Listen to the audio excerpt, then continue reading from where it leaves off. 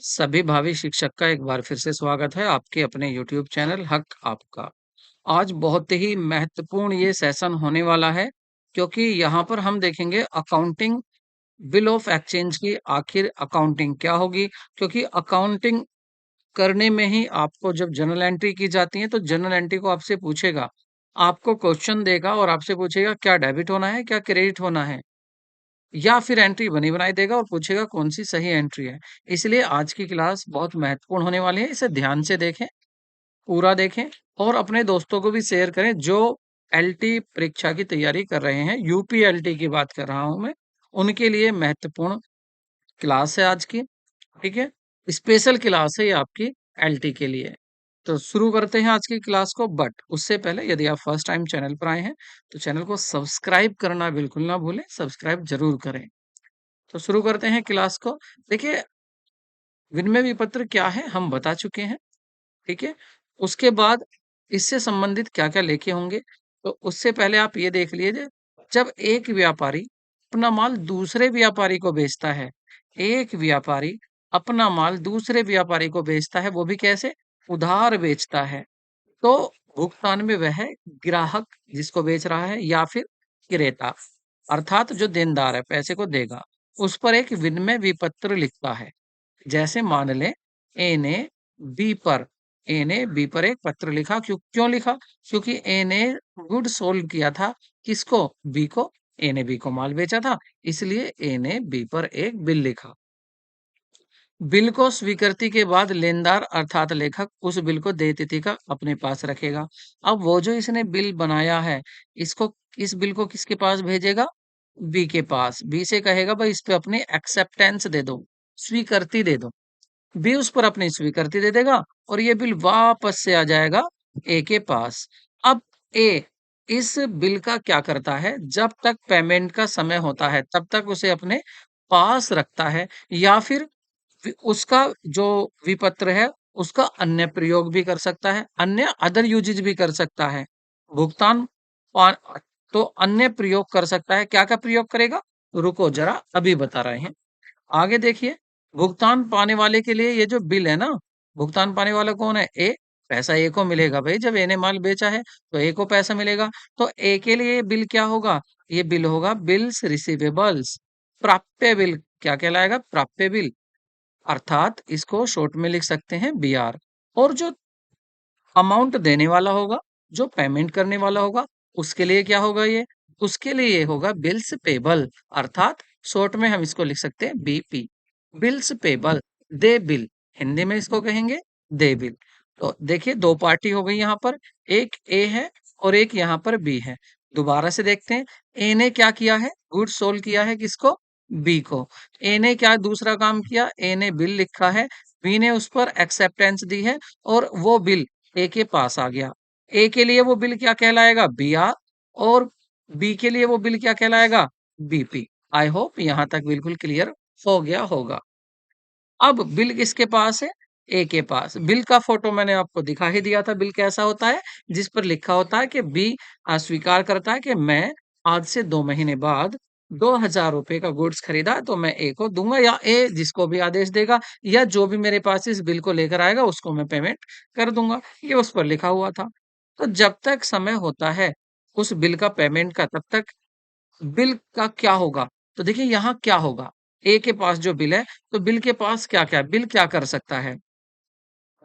क्या-क्या प्रयोग कर सकता है ए? ए के पास आ गया बिल, तो देखिए क्या करेगा? पहला काम क्या कर सकता है?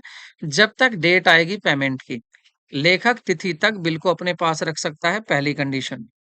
भई जब तक डेट आएगी 2 महीने की, तब तक ये क्या करेगा? अपने पास ही बिल रखेगा।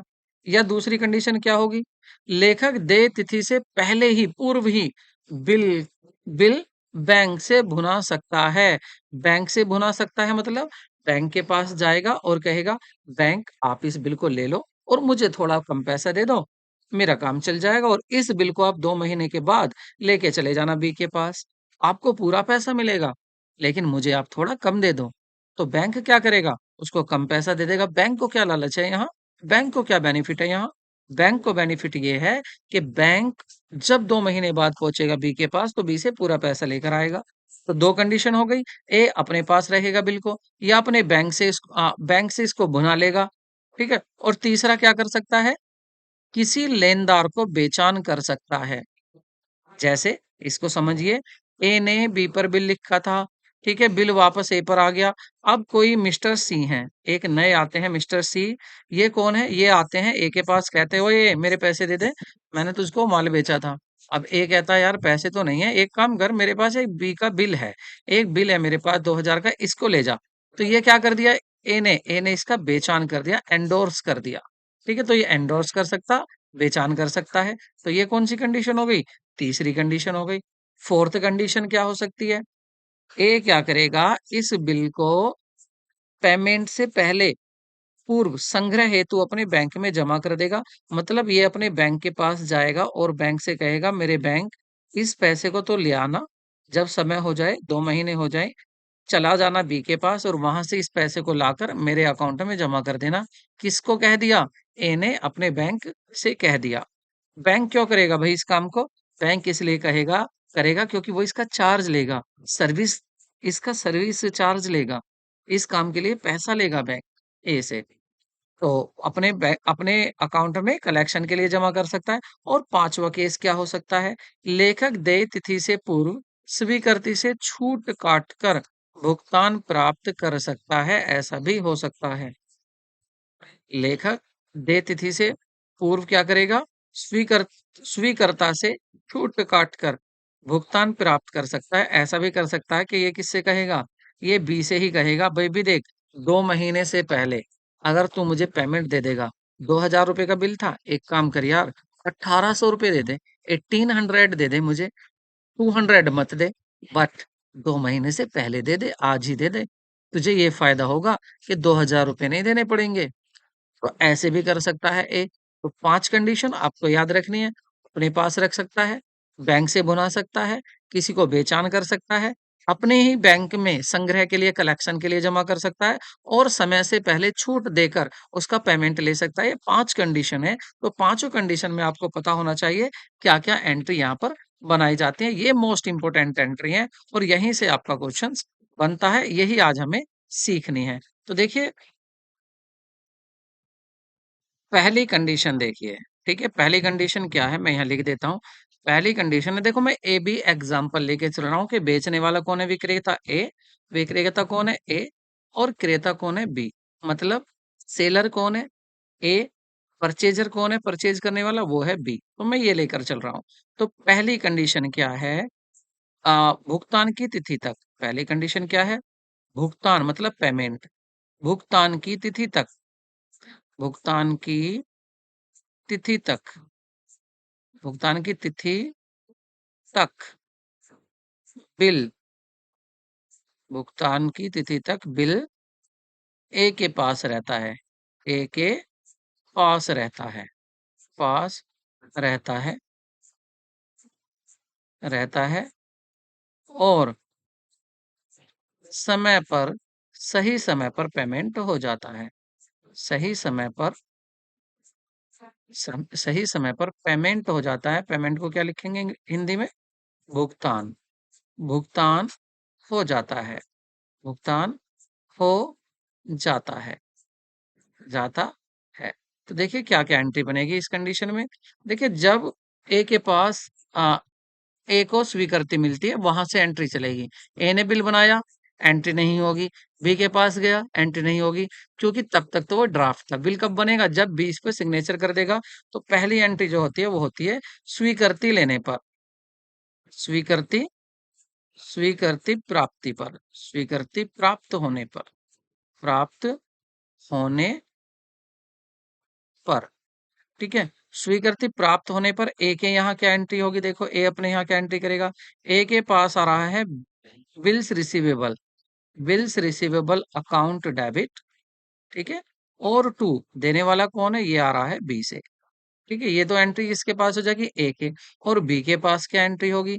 बी के पास देखिए, बी के पास एंट्री होगी, ए तो हो जाएगा डेबिट, ए तो हो जाएगा डेबिट और 2 बिल्स पेबल, इसके लिए क्या होगा? Bills payable, bills payable accounts, ठीक है? ये एंट्री हो गई। दूसरा, अब बिल किसके पास था? ए के पास था। ए ने क्या किया? पैसा समय पर भुगतान हो गया। तो जब भुगतान होगा, तो भुगतान होने पर क्या एंट्री होगी? तो देखिए ए के यहाँ क्या एंट्री होगी? मैं यहाँ पर लिख देता हूँ, स्वीकृति प्राप्त होने पर, भुगतान होने पर। कब? भुगतान होने पर। भुगतान होने पर क्या एंट्री होगी? होने पर क्या एंट्री होगी? ठीक है? अब भुगतान होने पर क्या एंट्री होगी? देखिए ए के यहाँ क्या होगा? कैश आ जाएगा। कैश मिल गया ए को, तो कैश आता है, व्हाट कम्स इन डेबिट। अगर कैश आता है तो डेबिट होता है, तो what comes in debit and what goes out credit. जा क्या रहा है यहाँ पर? यहाँ से जा रहा है इसके पास से बिल्स रिसीवेबल। ये बिल्स रिसीवेबल दे देगा और पैसा ये ले लेगा। ठीक है? और बी के यहाँ क्या एंट्री होगी? बी के यहाँ पर जो बी का बीपी था ना, बिल्स पेबल अकाउंट, वो तो हो जाएगा डेबिट। ठीक है? और 2 क्या जा रहा है इसके पास से? कैश जा रहा है, तो कैश अकाउंट हो जाएगा क्रेडिट। तो ये एंट्री हो जाएगी कब? यदि पहली कंडीशन थी कि बिल हाँ किसके पास था?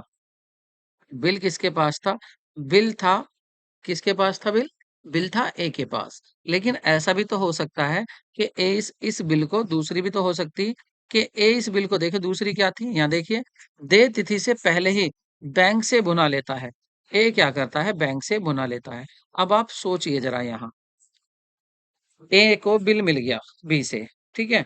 अब बिल बी ए जो है उस बिल को कहीं भी करे, भुनाए या कुछ भी करे, ए तो अपने यहाँ एंट्री चेंज नहीं करेगा, ए तो यही एंट्री बनाएगा। ए के पास तो जो भी पैसा लेने पहुंचेगा उसको पैसा दे देगा। ए तो बस यूं कहेगा मेरा बिल मुझे दे दो और पैसा ले लो। तो ए को कोई, कौन, सॉरी ए नहीं, बी कहेगा। बी क्या कहेगा? मेरा बीपी मुझे दे दो, पैसा ले लो। तो ए के यहाँ तो यही एंट्री बनेगी। फिर बी के यहाँ क्या एंट्री बनेगी? सॉरी, बी के यहाँ तो यही एंट्री बनेगी। ए के यहाँ क्या एंट्री बनेगी? तो देखिए, यदि, अब ये देखिए, ए यदि ए बिल को बिल को बैंक से भुना लेता है, बिल को बैंक से भुना लेता है, बैंक से भुना लेता है, बैंक से भुना लेता है, भुना लेता मतलब पैसे ले लेता है, बैंक से भुना लेता है, और इसका पता बी को तो चलता ही नहीं। बी क्यों सुनेगा? बी बी को तो सीधी बात है, 2 महीने बाद आना, पैसा ले जाना, बिल ले आना। तो यदि ए बिल को बैंक से भुना लेता है, तो क्या एंट्री होगी? ठीक है? तो देखिए, बी के यहाँ कोई एंट्री नहीं होनी, लेकिन ए के यहाँ क्या एंट्री होगी? तो देखिए, ए के यहाँ पैसा मिलेगा ए को, तो ए के यहाँ क्या हो जाएगा? Bank account debit. तो ये तो एंट्री बनेगी यहाँ पहली, स्वीकृति लेने की तो एंट्री बनेगी, लेकिन फिर ये कैश वाली नहीं बनेगी, उसकी जगह क्या बनेगी? बैंक अकाउंट डेबिट, पैसा आ रहा है बैंक में, ठीक है? और उसके बाद डिस्काउंट, क्योंकि बैंक कम देगा, उसके बैंक अकाउंट में पैसा आ रहा है, और डिस्काउंट अकाउंट, ये भी डेबिट होगा क्योंकि ये इसके लिए लॉस हो जाएगा। और 2 इसके पास से क्या जा रहा है? बिल्स रिसीवेबल अकाउंट इसका चला गया। तो ये एंट्री किसके यहाँ बनेगी? ए के यहाँ बनेगी। बी के यहाँ कोई एंट्री इसकी नहीं बनेगी। और जब पेमेंट हो जाएगा इस बिल का, जब पेमेंट हो जाएगा, जब भुगतान होगा, पेमेंट मतलब जब भुगतान होगा, तो इसको भी देख लेते हैं। जब भुगतान होगा तो क्या होगा? जब बिल का भुगतान हो जाएगा, जब बिल का भुगतान हो जाएगा, जब बिल का भुगतान हो जाएगा, जब बिल का भुगतान होगा, जब बिल का भुगतान होगा, तब क्या एंट्री बनेगी? देखिए, तब क्या एंट्री होगी? बी अपने यहाँ पर एंट्री बनाएगा, वही बीपी आएगा इसके पास, बैंक दे या कोई भी दे, बी के यहाँ बीपी आएगा, ये डेबिट कर देगा, और 2 क्या हो जाएगा यहाँ पर? 2 हो जाएगा यहाँ पर इसका कैश अकाउंट, पैसा दे देगा। लेकिन यहाँ पर अब ए के यहाँ एंट्री नहीं बनेगी, क्यों? ए तो पहले से ही बैंक से ले चुका। तो 2 कंडीशन हो गई। तीसरी कंडीशन क्या होगी? तो देखिए, तीसरी कंडीशन देखिए, कह रहा है कि सी, कह रहा है कि लेखक देय तिथि से पूर्व किसी लेनदार को बेचान कर देता है। तो देखिए, मैं इसकी एंट्री यहीं बना देता हूँ। देखो, बी को कोई मतलब नहीं है, आप बेचान करो या मत करो। तो ए के यही एंट्री बनेगी। बेचान की क्या एंट्री हो जाएगी? जिसको बेचा है, जैसे सी को बेचा है, तो सी को तो कर देगा ए डेबिट, ए क्या कर देगा? सी को डेबिट, और 2 क्या हो जाएगा? 2 हो जाएगा यहाँ पर इसका जो बीपी था वो गया, बीपी अकाउंट। ठीक है? ये तो हो गई ए के यहाँ एंट्री, और बी के यहाँ कोई एंट्री नहीं होगी। ये याद रखना, ये किसके यहाँ एंट्री करी है मैंने? ए के यहाँ एंट्री करी है। अगर बी के यहाँ बात करूं तो इसकी बी के यहाँ कोई एंट्री नहीं होगी, क्योंकि बी के यहाँ तो सीधी एंट्री एक ही होती है पेमेंट की, वो पैसा हाँ, बीपी लेगा, पैसा देगा। नेक्स्ट कंडीशन क्या है? देखिए, लेखक मतलब जो ए था, ए इस बिल को अपने बैंक में जमा कर देता है और उससे कहता है कि मेरे अकाउंट में कलेक्शन करके जमा कर देना। तो अब क्या एंट्री होगी? तो ये भी ए के यहाँ एंट्री होगी। ए क्या करेगा? ए अपने यहाँ एंट्री करेगा जो बिल्स था, bills for bills for collection, bill for collection account debit, bill for collection account debit और टू इसके यहाँ से क्या गया? बीपी गया, बीपी अकाउंट। ठीक है? अगर इसी की एंट्री बी के यहाँ करूँ तो बी के यहाँ इसकी कोई एंट्री नहीं होगी कलेक्शन की भी। ठीक है? तो देखो इसको यहाँ लिख देते हैं, कभी बाद में प्रॉब्लम है, यहाँ लिखते हैं नो एंट्री। ए के यहाँ पर कोई एंट्री नहीं है, यहाँ भी लिख देते हैं नो एंट्री। बी के यहाँ कोई एंट्री नहीं होती। अच्छा, अब देख लीजिए ये क्या फिफ्थ क्या है? फिफ्थ है, फिफ्थ ये है कि ए इस बिल को समय से पहले 2 महीने पहले कह देगा। किससे? बी से। ओ बी सुन, 2,000 रुपए में से कम दे दे मुझे अभी, मैं तुझे छूट दे दूंगा। तो अगर बी इसके लिए तैयार हो जाता तो क्या होगा? देखिए ए के यहाँ एंट्री देखते हैं। ए क्या करेगा? ए के यहाँ पर पैसा आएगा तो cash account debit, cash account debit कर देगा ए। दूसरा, जो ये छूट दे रहा है वो क्या है? रिबेट। वो क्या है? रिबेट, छूट, रिबेट, रिबेट अकाउंट। ये भी क्या हो जाएगा? ये भी डेबिट होगा क्योंकि ए के लिए लॉस है। और टू टू क्या जा रहा है इसके पास से? इसके पास से जा रहा है बीपी। ठीक है, ये एंट्री हो जाएगी। ये तो होगी ए के यहाँ। इसी की बी के यहाँ क्या करेंगे? देखिए बी के पास आ रहा है इसका BP, BP account debit, BP आ रहा है और साथ में टू टू क्या जा रहा है? कैश जा रहा है टू कैश अकाउंट। और इसको क्या है? डिस्काउंट मिल रहा है तो इसके लिए बेनिफिट है, मतलब इसका इसका लाभ है, तो लाभ को क्या करते हैं? क्रेडिट। तो ये क्या कर देगा? इसको रिबेट, रिबेट को क्रेडिट में लिखेगा। तो रिबेट अकाउंट। तो ये एंट्री हो जाएगी कब? यहाँ पर। अब ये कब हुई है? ये तो हुई है ए के यहाँ, ए के यहाँ, यहाँ मतलब एक ही पुस्तकों में। और ये होगी बी के यहाँ, बी के यहाँ ये एंट्री हो जाएगी। तो आपको इन पांचों केस की एंट्री याद रखनी है कि पेमेंट की क्या होती है। रिसीट की तो वही थी, एक्सेप्टेंस रिसीट की। यहाँ से आपसे क्वेश्चन पूछा जा सकता है, इसलिए आप अच्छे से इसको याद रखें। तो देखिए हमने यहाँ पर क्या सीखा? हमने सीखा 5 कंडीशन हो सकती हैं। ए जो विक्रेता है माल का वो अपने पास बिल रख सकता है, उसको बैंक से भुना सकता है, उसको समय से पहले ही भुगतान पा सकता है, उसको बैंक में कलेक्शन के लिए जमा कर सकता है, उसका बेचान कर सकता है। ये 5 कंडीशन थी। तो इसको अच्छे से याद रखना। अब कुछ नया देखते हैं। नया क्या है? देखिए, मैं थोड़ा-सा आपको भी दिखा देता हूँ कि देखिए विनिमय विपत्र का बेचान अथवा पृष्ठांकन मतलब एंडोर्समेंट। एंडोर्समेंट ऑफ बिल क्या होता है? ये लिखा हुआ, वैसे मैंने समझा दिया। जब तीसरे पक्ष को इसको बेच देते हैं, ठीक है? उससे आगे क्या देखना है हमें? उससे आगे देखते हैं कि अनादरण या तिरस्कृत होना, डिसऑनर होना।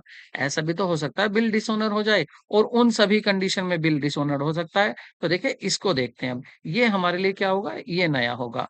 तो जब बिल स्वीकृति देने वाला उसको देय तिथि पर बिल का भुगतान नहीं करता है। ये कौन था भाई? जो भुगतान नहीं कर रहा, याद है आपको उसका नाम? बी। कौन था? बी। तो बी भुगतान नहीं कर रहा है सही समय पे, तो इसे बिल का अनादरण कहते हैं। 2 महीने का बिल लिखा था ए ने, बी ने स्वीकृति दी, बी ने वादा किया मैं पैसे दूंगा, लेकिन जब समय आया तो बी ने पेमेंट नहीं दिया। तो इसको बोलते हैं बिल का अनादरण, या डिसऑनर ऑफ द बिल। ठीक है? बिल का अनादरण उस अवस्था में होता है जब देय तिथि पर विपत्र का पूर्ण भुगतान नहीं होता है। जब पूर्ण भुगतान नहीं होता है तब होगा। और कंडीशन क्या-क्या हो सकती है? वो कंडीशन हमें पता थी क्या-क्या कंडीशन हो सकती हैं। विनिमय विपत्र देय तिथि पर पूर्ण भुगतान नहीं होता है। देय तिथि पर विपत्र का आंशिक भुगतान हो सकता है। मतलब कहने का मतलब क्या-क्या कंडीशन हो सकती हैं? हो सकता है बी पूरा पैसा ना दे, हो सकता है बी थोड़ा पैसा ना दे और हो सकता है तिथि पर नया बिल लिखवा ले। ऐसा भी तो कर सकता है बी। बी यूँ भी तो कह सकता है एक काम करो जी, मेरे पास फिलहाल तो पैसा है नहीं, आपके 2,000 रुपए मेरे ऊपर हैं, आप 2,000 पर इंटरेस्ट लगा लो और एक नया बिल लिख लो, उसमें ये 2,000 भी लिख लेना और जो इंटरेस्ट है वो भी टोटल का बिल लिख लेना, ऐसा भी तो हो सकता है। या फिर ऐसा भी हो सकता है, तिथि से पूर्व स्वीकृति का दिवाला निकल गया, जो बी था उसका दिवाला निकल गया। दिवाला मतलब वो दिवालिया हो गया, दिवालिया मतलब इंसॉल्वेंट, बैंकरप्ट। दिवालिया हो गया तो वो तो पोजीशन में नहीं है पेमेंट करने की। तो ये सारी कंडीशंस हो सकती हैं। इन सभी कंडीशन में क्या बोलते हैं? बिल का अनादरण कहते हैं। ठीक है? तो देखिए आगे अब क्या देखेंगे हम? अगर ऐसा होता है कि समय पर बिल जैसे ए के पास बिल था और बी पैसा नहीं दे सका, तो उसमें बिल क्या हो जाएगा? डिसऑनर्ड हो जाएगा और डिसऑनर्ड में ए को निक्राई व्यय देना पड़ सकता है। तो देखते हैं निक्राई व्यय मतलब नोटिंग चार्ज क्या होता है? तो सुनिए, विनिमय विपत्र का भुगतान देय तिथि पर नहीं होता है, अर्थात जो स्वीकर्ता स्वीकर्ता बिल का भुगतान सब सही समय पर नहीं करता है, मतलब बी सही समय पर भुगतान नहीं करता है, तो बिल का धारक यह प्रमाण चाहता है कि विपत्र देय तिथि पर स्वीकर्ता के सम्मुख प्रस्तुत किया गया, लेकिन उसने भुगतान करने से मना कर दिया। क्योंकि भई ए को तो डर लगता है ना, ए के पास बिल था, तो ए तो इस चीज़ का प्रूफ माँगता है ना। ए इस चीज़ को चाहता है कि ए कहीं से मुझे ऐसा प्रूफ मिल जाए, जो न्यायालय में, कोर्ट में भी मान्य हो और ये प्रूफ करता हो कि हाँ, मैं बी के पास गया था पैसा लेने के लिए, लेकिन बी ने मुझे पैसा नहीं दिया था, मेरा बिल रद्द हो गया था। तो ऐसा उसको कोई प्रमाण पत्र चाहिए, कोई सर्टिफ़िकेट चाहिए, तो इसके लिए वो क्या करता है, बिल की निकराई, आलोकन या फिर नोटिंग करने के लिए नोटेरी पब्लिक, जो नोटेरी पब्लिक होता है अथवा ऑथोरिटी कमिश्नर होता है या यह एक वकील होता है। ये कौन होता है? एक वकील होता है। बिल के धारक के कहने पर यह अधिकारी स्वीकृति के पास जाकर बिल का भुगतान मांगता है। ये क्या करता है? ये जाकर भुगतान मांगेगा और यदि भुगतान नहीं करता है वो बी, तो यह जो अधिकारी होगा, ये अपनी पीठ से बेंच से अनादरण का कारण लिखकर, टिकट लगाकर, अपनी मोहर, दिनांक सहित अपने हस्ताक्षर सिग्नेचर कर देगा। ठीक है? क्या कर देगा उस पर? अपनी मोहर लगा देगा, सिग्नेचर कर देगा कि हाँ भाई हम गए थे बी के पास, वाक़ई में उसने पैसा नहीं दिया। यह नोट न्यायालय में मान्य होगा। अब ये जो उसने नोट लिख के दिया है कि हाँ भाई एक पर 2000 रुपए थे, बी पर 2000 रुपए थे ए के और उसने पैसा नहीं दिया, हम लेने गए थे, हमने सिग्नेचर कर दिए। तो ये जो उसने नोट्स बनाकर दिया है ये नोट, ये न्यायालय में कोर्ट में मान्य होगा। यह अधिकारी इस कार्य के लिए धारक से थोड़ा-सा शुल्क ले सकता है, फ्री में कोई काम नहीं करता। जिसे निकराई व्यय कहते हैं या फिर इंग्लिश में नोटिंग एक्सपेंसेस कहते हैं, नोटिंग चार्ज कहते हैं। यह शुल्क अंत में स्वीकर्ता से ही लिया जाता है और लास्ट में क्या होगा? स्वीकर्ता से ही लिया गया जाएगा ये शुल्क। ऐसा नहीं है ए देगा, ए ने तो माल बेचा था। लास्ट में जब उससे भुगतान लिया जाएगा कोर्ट-वोर्ट में जाकर, तो इसका पेमेंट भी बी करेगा। तो बी ये खुश ना हो, नोटिंग चार्ज इन्हें कराया है। अरे देना लास्ट में तुझे ही पड़ेगा बी, इससे तो अच्छा टाइम पर पैसा दे दे। अच्छा, अब ये भी तो हमें पता होना चाहिए कि एंट्री क्या होगी उस टाइम।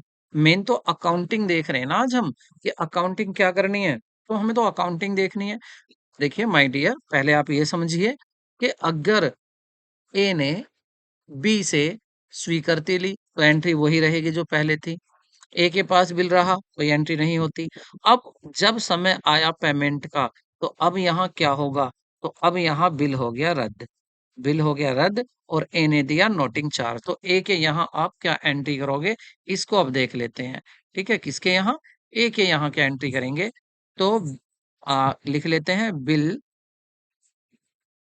के रद्द होने पर, रद्द होने पर। भाई हिंदी की राइटिंग थोड़ी ऐसी है। ए के यहाँ रद्द होने पर क्या होगा? ए के यहाँ क्या एंट्री होगी और बी के यहाँ क्या एंट्री होगी, इसको देखते हैं। तो देखिए ए क्या करेगा? ए सबसे पहले बी को डेबिट कर लेगा। वैसे ये ड्रा भी होता है, क्या हो जाएगा? बी ड्रावी हो जाएगा। तो बी डेबिट हो जाएगा मतलब ड्रावी डेबिट हो जाएगा। आप इसको याद रखना, बी कौन है? ड्रावी। ये मैंने शुरू में समझा दिया था। बिल लिखने वाला ड्रॉवर और पेमेंट करने वाला ड्रॉवी। तो ड्रॉवी को ये क्या कर लेगा? डेबिट। ठीक है? बी को क्या कर लेगा? डेबिट। और टू क्या करेगा? टू करेगा यहाँ पर, टू करेगा यहाँ पर बी आर अकाउंट। टू क्या कर देगा? B R account. और साथ में जो उसने नोटिंग चार्ज दिया है उसको कैश अकाउंट डेबिट। ये क्या है? Noting charge. तो इसके लिए नोटिंग चार्ज नहीं है ना, इसके लिए चार्ज थोड़ी ना है, क्योंकि ये थोड़ी ना, ये तो इससे बी से ले लेगा। बी के लिए होगा, ये देखिए बी के यहाँ क्या होगा? बी के यहाँ बिल आ रहा है वापस, बीपी आ रहा है वापस। कौन दे रहा है? वो अधिकारी भेज रहा है ना, उसकी एंट्री। तो B debit, sorry BP debit to, किसने दिया है? ए ने दिया है। टू कौन हो जाएगा? ड्रावर। ठीक है। और हाँ भाई देखो, आपको प्रॉब्लम हो जाए उससे अच्छा मैं आपको पूरा लिख दूं, तो मैं इसको लिख देता हूँ पूरा ड्रावी। ड्रावी डेबिट। ड्रावी कौन है हमारा? ब्रैकेट में लिख देता हूँ बी। ठीक है। और यहाँ पर ए को हटा देता हूँ और मैं यहाँ ड्रोवर लिख देता हूँ। ऐसा ना हो बाद में प्रॉब्लम हो फिर और आप ये कहें कि कंफ्यूज हो गए थे। तो टू ड्रोवर, ड्रोवर को कर देंगे क्रेडिट और टू। अब यहाँ पर बी के यहाँ पर क्या है? बी के यहाँ पर जो नोटिंग चार्ज था वो क्या है? इसका लॉस है। नोटिंग चार्ज है तो इसका मतलब डेबिट भी वही होगा, नोटिंग चार्ज। तो ये लिखेगा अपने यहाँ इसको, noting noting charge, noting charge expenses account debit होगा। ठीक है। नोटिंग चार्ज अकाउंट डेबिट और टू क्या था? Drawer, drawer account. ये एंट्री बन जाएगी। ठीक है। निकरा बिल के रद्द होने पर और निकराई व्यय देने पर, निकराई व्यय देने पर, निकराई व्यय, व्यय मतलब खर्चा, व्यय देने पर, तो निकराई व्यय देने पर। देखिए माय डियर, आप जो इंग्लिश वाले हैं उनको प्रॉब्लम हो रही होगी, but I can't help you, because last जो हमारा टॉपिक था वो था हमारा इंडियन अकाउंटिंग सिस्टम। ठीक है, भारतीय बही खाता प्रणाली। वो तो थी शुद्ध हिंदी, तो उसको मैं हिंदी में ही पढ़ाता। और यहाँ पर देखिए जितना हिंदी में आ रहा है वो मैं हिंदी में ला रहा हूँ, इंग्लिश में भी ला रहा हूँ साथ साथ, ताकि आपको प्रॉब्लम ना हो। वीडियो को लाइक जरूर करें यदि अच्छी लग रही है, समझ में आ रही है। और ना समझ में आए तो कमेंट है आपके लिए, आप लिख सकते हैं। तो ये हो गया हमारा बिल रद्द होने पर, निकराई व्यय देने पर। और बिल किसके पास था? तो इसको यहाँ लिख देते हैं यार, सारी कंडीशन यहीं कर देते हैं ना। तो यहाँ पर कर देते हैं जब बिल ए के पास था, जब बिल ए के पास था, ए के पास था। ठीक है, जब बिल ए के पास था। अब दूसरी कंडीशन क्या हो सकती है? बिल रद्द होने पर, बिल रद्द होने पर, बिल रद्द होने पर, बिल रद्द होने पर जब, जब ए ने, ए ने बिल को, बिल को बैंक से भुना लिया था, बिल को बैंक से भुना लिया था। समय से पहले उसको जरूरत हो गई पैसे की और उसने क्या करा? उसको भुना लिया, बैंक के पास गया और क्या कह दिया कि भाई बैंक मुझे थोड़ा कम पैसा दे दे, तू ए बी से पूरा ले लेना। ठीक है, तो पैसा पूरा ले लेना, किससे ले लेना? बी से जाकर ले लेना। तो जब बैंक से भुना लिया था, लिया था, और निकराई व्यय भी दिया। ठीक है, निकराई व्यय भी दिया, निकराई व्यय भी दिया, भी दिया। तो अब क्या एंट्री होगी? तो ये दूसरी कंडीशन होगी हमारी, ये पहली थी, ये होगी हमारी दूसरी कंडीशन। तो अब क्या होगा? तो देखिए ए क्या करेगा? ए वही करेगा, ड्रावी, ड्रावी को तो करेगा डेबिट। ठीक है। और टू क्या कर देगा? ये अपने यहाँ जब बैंक से बुना लिया था तो बैंक को पैसा देना पड़ेगा, ए अपने यहाँ करेगा बैंक अकाउंट क्रेडिट। ठीक है। लेकिन यहाँ पर आप ये बात याद रखना, यहाँ पर जो अमाउंट होगा तो वो होगा बिल अमाउंट, क्या होगा? Bill amount plus, plus noting charge, दोनों को लगाकर, नोटिंग चार्ज दोनों को लगाकर ये यहाँ पर अमाउंट लिखेगा। और इसके यहाँ एंट्री क्या होगी? तो इसके लिए यहाँ यही एंट्री सेम हो जाएगी। ठीक है, इसके यहाँ पर यही एंट्री सेम हो जाएगी, किसके यहाँ? बी के यहाँ। नेक्स्ट कंडीशन क्या हो सकती है? नेक्स्ट हो सकती है जब ए ने जब ए ने बिल को सी को सी को बेच दिया, सी को बेच दिया, बेच दिया, दिया, ठीक है, किसको बेच दिया? सी को बेच दिया, सी उसका कोई लेनदार था, बेच दिया, और बिल रद्द हो गया, और जो बिल था वह रद्द हो गया, बिल रद्द हो गया, बिल रद्द हो गया, और निकराई व्यय भी दिया, निकराई व्यय दिया, निकराई व्यय दिया। अब क्या एंट्री होगी? तो देखिए ए के यहाँ क्या एंट्री होगी? ए के यहाँ तो फिर ऐसी होगी एंट्री, क्या ये ड्रावी को तो करेगा डेबिट, बी को तो ये करेगा डेबिट, और टू क्या करेगा? टू ये सी करेगा, टू सी। और आपको पता है अमाउंट वो दोनों, अमाउंट दोनों लिखने हैं, कौन सा? बिल का अमाउंट, बिल का अमाउंट जो 2000 का बिल था, प्लस अगर 100 रुपए नोटिंग चार्ज दिए तो वो भी, नोटिंग व्यय भी लगेगा, दोनों को लगाकर, ठीक है, नोटिंग एक्सपेंसेस भी, आप इसको नोट कर लेगा, नोटिंग एक्सपेंसेस भी। और इसके यहाँ क्या एंट्री बनेगी? इसके यहाँ तो फिर वही सेम एंट्री बनेगी, बी के यहाँ कोई अलग नहीं। और कंडीशन क्या हो सकती है भाई? और कंडीशन ये भी हो सकती है, देखिए 3 कंडीशन होगी हमारी। एक हो सकता है कि बिल को कलेक्शन के लिए भेजा, क्या हो सकती है? कि बिल को कलेक्शन के लिए बैंक में भेज दिया था, तो उसकी देख लेते हैं। जब बिल, जब ए ने, एक ए तो पता है ना आपको कौन है?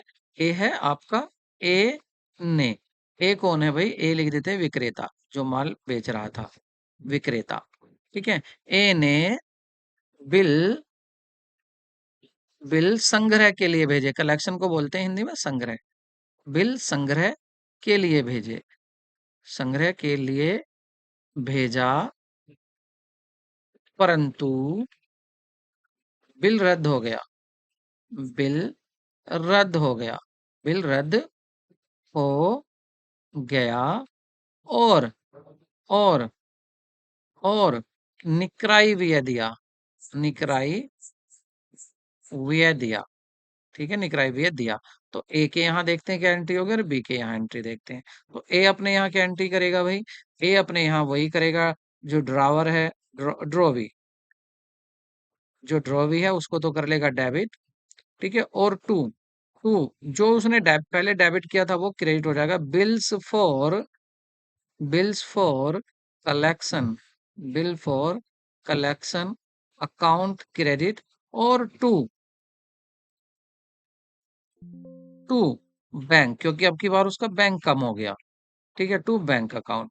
और बी अपने यहाँ क्या बनाएगा? सेम एंट्री जो पहले बनाई थी, same as, same as above, जैसे पहले बनाई थी वही एंट्री है यहाँ भी बनाएगा। तो, तो देखिए ये मैंने वो सारी कंडीशन लिख दी हैं, वो सभी कंडीशन आपके सामने लिख दी। ए कहाँ-कहाँ बिल को पहुँचा देगा, और अगर रद्द हो गया तो एंट्री क्या बनेगी? और ये इम्पोर्टेंट है, अगर आपसे कोई पूछता है कि बिल का बेचान हो गया सी को, तो ए के यहाँ मतलब ड्रोवर के यहाँ क्या एंट्री बनेगी, विक्रेता के यहाँ, तो आप सीधा बताओगे बेचान में जिसको बेचा है उसको डेबिट, और टू वी आर, सिंपल है। और मैंने ये भी बता दी कि ये जब जब रद्द होगा बिल सभी कंडीशन में, तो किस किस तरह से रद्द हो सकता है।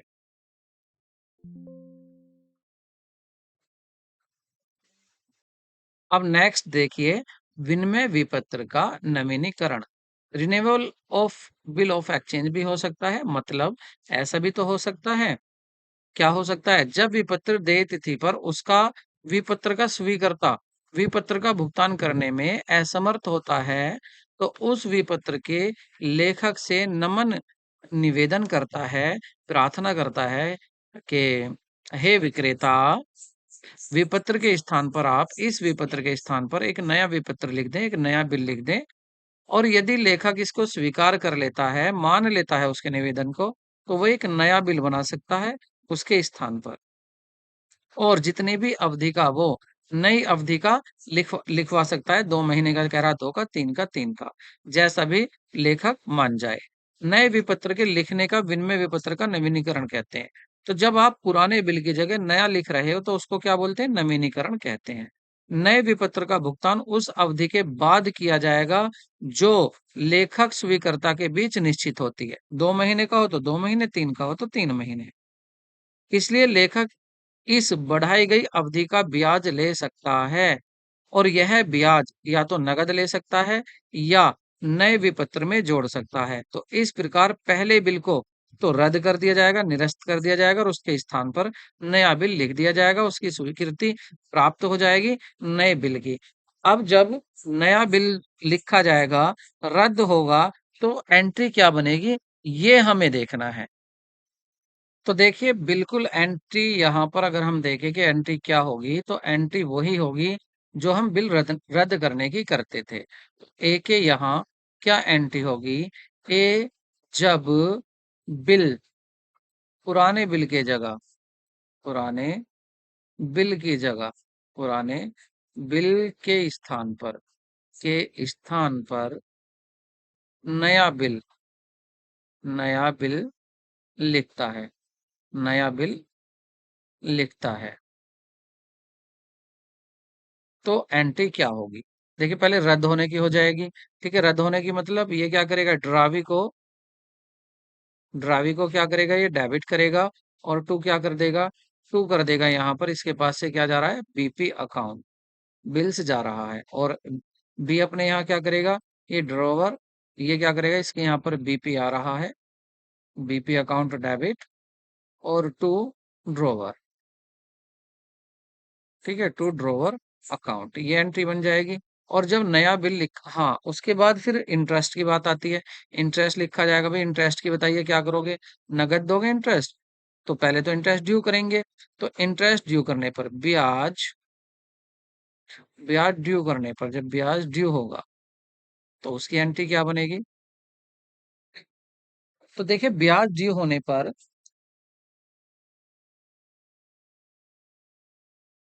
जो ड्रॉवी है, जो आपका ड्रॉवी है, उसको डेबिट करेंगे दोबारा से। ड्रॉवी को क्या करेंगे, डेबिट करेंगे ब्याज के पैसे से, ब्याज के पैसे से, जितना भी ब्याज ले रहे हैं पैसे से। ठीक है, और टू क्या हो जाएगा, टू इंटरेस्ट अकाउंट मतलब ब्याज खाता, इंटरेस्ट अकाउंट, ये हो जाएगा। और ये क्या बनाएगा अपने यहाँ, ये बनाएगा ड्रॉवर।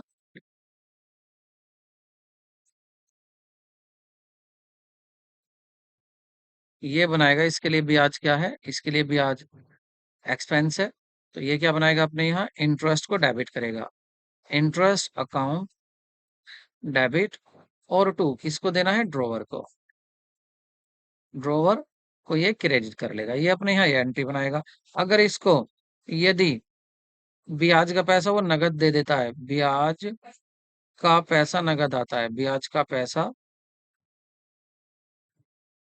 नकद मिल जाता है, नकद मिल जाता है ए को, यदि ब्याज का पैसा नगद मिल जाता है तो क्या एंट्री होगी, तो फिर तो सीधा हो जाएगा,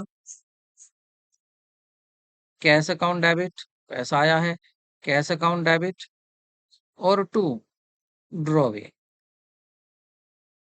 ड्रॉवी अकाउंट। और इसके यहाँ पर क्या हो जाएगा, इसके यहाँ हो जाएगा ड्रॉवर, ड्रॉवर को तो कर देगा ये, ड्रॉवर को तो कर देगा डेबिट और टू कैश, इसके यहाँ से कैश गया। ठीक है, ये तो हो जाएगी ब्याज पर। और नए बिल की स्वीकृति पर तो वही एंट्री हो जाएगी जैसे पहले होती थी। नए बिल की स्वीकृति पर, बिल की स्वीकृति तो बिल्कुल ऐसी होगी जैसे पहले होती थी, कोई नया इसमें नहीं होगा, वही होगा। इसके यहाँ पर क्या आएगा, बी आर आएगा नया, new B R debit, new लिख सकते हो आप ऐसे इसको, new B R debit to किसने दिया, ड्रोवी ने, ड्रोवी। और इधर क्या हो जाएगी, ड्रोवर, ड्रोवर तो डेबिट हो जाएगा और टू बीपी, ये नई स्वीकृति होगी। और अगर ब्याज ना देता तो यहाँ पैसा टोटल लिख देते। बस इतना है, इसको आप याद रखें। देखिए काफी कुछ हमने कर लिया है इस चैप्टर में, हमने कुछ नहीं छोड़ा। देखिए एक बात और है बस, क्लास पूरी होने वाली है हमारी। स्वीकर्ता का दिवालिया होना, हाँ, अभी इसके क्वेश्चंस बचे हुए हैं, बिल्कुल कराएँगे। दिवालिया होना, तो कभी-कभी विपत्र स्वीकार करने वाला क्या हो जाता है, वो पहले ही समय से पहले, पेमेंट से पहले वो दिवालिया घोषित हो जाता है। तो इस स्थिति में क्या होगा, भुगतान प्राप्त नहीं होगा लेखक को। तो लेखक पूर्ण भुगतान या तो प्राप्त नहीं होता उसको बेचारे को, या कुछ पैसा उसका डूब जाता है, कुछ मिल जाता है। तो वो क्या करेगा, बाकी उसको वो क्या करेगा, अपने बट्टे खाते में डाल देगा। अंश का भुगतान नहीं कर पाता तो उसके एक प्रकार का लाभ होता है, और दिवालिया उस रकम को कमी खाते डेफिशिएंसी खोलकर उसमें धनी कर देता है, मतलब डेफिशिएंसी अकाउंट में डाल देगा। जिस तरह से आप बैंक, हाँ, इसकी एंट्री भी चलो मैं लिख देता हूँ। ए के यहाँ पर देखो, बी के यहाँ तो कुछ नहीं, ए के यहाँ कर देता हूँ। तो ए को जो भी कैश मिलेगा वो डेबिट कर लेगा। कैश अकाउंट क्या हो जाएगा, ए के यहाँ डेबिट। बैड डेफ्ट अकाउंट, बैड डेफ्ट कैसे हम बनाते थे, बैड डेफ्ट की एंट्री वही है। बैड डेफ्ट अकाउंट क्या हो जाएगा, डेबिट, क्योंकि ये उसका लॉस है, जो पैसा नहीं मिला। और टू क्या कर देगा, ये अकाउंट बंद कर देगा, to drawer, drawee's personal account, drawee personal, personal account बंद कर देगा, ये एंट्री बना देगा। ये कौन, ए अपने यहाँ पर। इसके बाद क्या है आपका, बस अनुग्रह विपत्र सहायता यात पत्र क्या होता है, ये मैंने आपको शुरू में समझा दिया था। जो केवल मित्र आपस में सहायता के लिए लिखते हैं, माल यहाँ पर बिकता नहीं है। उसके बाद ये आपके अंतर है, इनको आप देख सकते हैं। विनिमय विपत्र और अनुग्रह विपत्र में क्या अंतर है, ये मैं वैसे आपको शुरू में बता चुका, शुरू वाली वीडियो में। फिर भी आप नहीं थे तो आप इनको पढ़ सकते हैं, देख सकते हैं। और अब चलते हैं हम अपने किसकी तरफ, अब चलेंगे हम अपने कि इस चैप्टर से क्या-क्या क्वेश्चंस बन सकते हैं, थोड़े वो क्वेश्चंस देख लेते हैं। उसके बाद ये हमारा ये टॉपिक, ये चैप्टर हमारा पूरा कंप्लीट हो जाएगा। तो विनिमय विपत्र में कितने पक्ष होते हैं, तो विनिमय विपत्र में आपके दो पक्ष होते हैं, चार, दो, तीन या एक। तो इसमें दो या तीन, या तो दो हो सकते हैं या तीन हो सकते हैं, ठीक है। या तो पैसा देने वाला होगा, लेने वाला होगा, या किसी तीसरे को बेच दिया होगा, वो होगा। तो दो या तीन पक्ष हो सकते हैं। प्रतिज्ञा पत्र के कितने पक्ष होते हैं, तो प्रतिज्ञा पत्र में कितने पक्ष होते हैं, केवल दो पक्ष होते हैं। एक प्रतिज्ञा जो प्रॉमिस कर रहा है, और किसके प्रति कर रहा है, ठीक है। विनिमय विपत्र को स्वीकार कौन करता है, बिल ऑफ एक्सचेंज को कौन स्वीकार करता है, जो माल बेचता है वो, या लेनदार, देनदार। तो इसको जो स्वीकार देगा वो देता है देनदार, जो पैसा देगा डेटर्स। कौन से विपत्र पर टिकट नहीं लगाए जाते हैं, तो कौन सा ऐसा विपत्र है, मुद्दती, दर्शनी, अनुग्रह या विदेशी। तो ये होता है आपका दर्शनी, दर्शनी पर टिकट नहीं लगाया जाता, इसको तो देख कर ही पेमेंट करना होता है। देय तिथि पर भुगतान पाने वाला कहलाता है, तो देय तिथि पर जो भुगतान पाता है वह क्या कहलाता है, तो वो कहलाता है प्राप्तकर्ता, रिसिपेंट कहलाता है। विपत्र का भुगतान करते समय देय तिथि ज्ञात करने के लिए अनुग्रह दिवस कितने जोड़े जाते हैं, तो वो 3 दिन जोड़े जाते हैं। जैसे 2 महीने का बिल लिखा था, आज आपकी 1 अप्रैल है, 2 महीने कब होंगे, 1 अप्रैल, 1 मई, ठीक है। 1 महीना तो मई को हो जाएगा, और 1 महीना हो जाएगा आपका जून को। तो ये 2 महीने हो गए, तो इसमें 3 दिन और जोड़ दो, तो पेमेंट जो होगा वो आपका 4 जून को होगा। तो 3 दिन जो होते हैं ग्रेस पीरियड होते हैं, इनको आपको याद रखना है। आगे बढ़ते हैं। कमल ने विमल पर 1 जनवरी 2007 को 3 माह का बिल लिखा, देय तिथि बताओ कितनी होगी। तो देखिए 1 जनवरी को लिखा है, तो 1 फरवरी हो जाएगी, 1 महीना 3 महीने का ना, 1 मार्च हो जाएगा, फरवरी, मार्च और 1 अप्रैल, ठीक है, हो गए 3 महीने। अब इसमें 3 दिन और जोड़ दो, ठीक है। तो 3 दिन और जोड़ दोगे तो क्या हो जाएगा, 1 अप्रैल नहीं, फिर हो जाएगा आपका 4 अप्रैल। तो क्या हो जाएगा आपका 4 अप्रैल भुगतान हो जाएगा। नेक्स्ट देखिए, एक बिल 1 जनवरी 2004 को 2 माह का लिखा गया, देय तिथि बताइए। तो देय तिथि जल्दी से बताइए आप। देखिए 1 जनवरी को लिखा गया, 1 फरवरी को 1 महीना हो गया, 1 मार्च को 1 महीना हो गया, तो 2 महीने हो गए। 3 दिन और जोड़ दीजिए इसमें, तो 1 मार्च में 3 दिन जोड़ दोगे क्या जाएगा, 4 मार्च। तो 4 मार्च आपका देय तिथि हो जाएगी, इस दिन आपका पेमेंट होगा। और अगर इस दिन हॉलिडे हुआ, हाँ, अगर इस दिन हॉलिडे हुआ, छुट्टी हुई, गवर्नमेंट गजेटेड हॉलिडे हुआ, तो फिर पेमेंट होगा 5 को। नेक्स्ट देखिए, कौन सा पक्ष निक्राई या डेबिट करता है, अपने यहाँ डेबिट कौन करता है इसको, वो डेबिट कौन करेगा, जो पैसा देने वाला था, स्वीकृति करता, मतलब हमारे क्वेश्चन में कौन था, बी। विल अनादरण होने पर निक्रय करना लाभकारी होता है? तो कब लाभकारी होगा? ये लाभकारी होगा या तो देशी विपत्र हो, विदेशी अनुग्रह हो, कोई सा भी हो, सभी के लिए फ़ायदेमंद होता है, क्योंकि ये कोर्ट में आपका एक प्रमाण बन जाता है। विनिमय विपत्र क्या होता है? सशर्त होता है, शर्त रहित होता है, मौखिक होता है, इसमें कोई नहीं होता। तो ये होता है शर्त रहित, अनकंडीशनल होता है, इसमें शर्त नहीं होती कि आप पहले मैं आपको ये दूँगा तब पेमेंट करोगे आप। विनिमय विपत्र क्या होता है? प्रतिज्ञा पत्र होता है, प्रार्थना पत्र होता है, आदेश पत्र होता है या निवेदन पत्र होता है। तो ये जो होता है, ये होता है आपका आदेश पत्र। इसमें आपको ऑर्डर दिया जाता है, आदेश दिया जाता है। हुंडी की भाषा प्राय क्या होती है? मुंडिया होती है, हिंदी होती है, अंग्रेजी होती है, उड़िया होती है। तो ये होती है मुंडिया। प्राय अक्सर जो होती है मुंडिया होती है। विनिमय पत्र का भुगतान करने का आदेश दिया जाता है। विनिमय पत्र का भुगतान किसको आदेश दिया जाता है? तो देनदार को दिया जाता है, जिसने माल खरीदा था वही पैसा देगा। विनिमय पत्र का अनादरण होने पर किया जाता है तो आप क्या करेंगे? मतलब जो पेयी है उसको डेबिट करेंगे या क्रेडिट करेंगे, क्या करेंगे? विनिमय पत्र का। तो देखिए यहाँ पर जो स्वीकर्ता था उसको डेबिट कर लिया जाता है तुरंत। किसके द्वारा? जो माल बेचने वाला था। विनिमय पत्र किसके द्वारा लिखा जाता है? तो भाई जिसको ज़रूरत है वही लिखेगा, जिसने माल बेचा है वही लिखेगा। जैसे जो सेलर है वही लिखेगा, उसको पैसा चाहिए, लेकिन स्वीकृति कौन देगा? खरीदने वाला। तो कौन लिखता है इसको? इसको लिखता है लेनदार, जिसको पैसा लेना है, क्रेडिटर्स। प्राप्य विपत्र एक खाता है, तो प्राप्य विपत्र खाता कौन-सा खाता होता है? वास्तविक व्यक्तिगत आय व्यय खाता, तो ये होता है वास्तविक होता है, ये एसेट का काम करता है, बिल रिसीवेबल एसेट होता है। और पेबल क्या होगा? वो लायबिलिटी हो जाएगा। अनुग्रह दिवस दिन कितने होते हैं? अभी तो बताया था अनुग्रह दिवस ग्रेस पीरियड, तो वो आपके 3 होते हैं। तो आप कमेंट में ज़रूर बताएँ वीडियो आपको कैसी लगी, आज का सेशन कैसा रहा?